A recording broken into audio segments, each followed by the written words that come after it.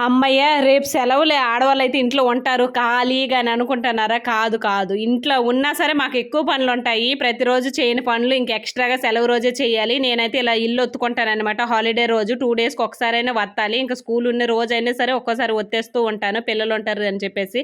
ఇంక అక్కడ నుండయితే చేపల మార్కెట్‌కొచ్చేసామనమాట.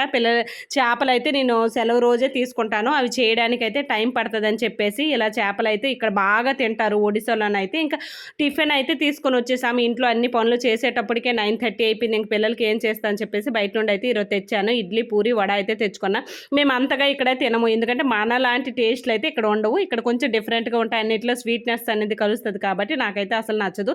ఇంక ముగ్గురం కలిసి హ్యాపీగా చక్కగా తింటూ ఉన్నాం. మనకు కావాల్సింది ఏంటి? మన ఫ్యామిలీ అంతా ఒక దగ్గర ఉండి చక్కగా తింటే అదే సంతోషం. కానీ మా హస్బెండ్ అయితే మిస్ అయ్యారు. సో, ఆయన కూడా త్వరలో ముందు ముందు వీడియోస్‌లో అయితే వచ్చేస్తారు. సో, వీడియో నచ్చితే లైక్, షేర్ అండ్ సబ్స్క్రైబ్.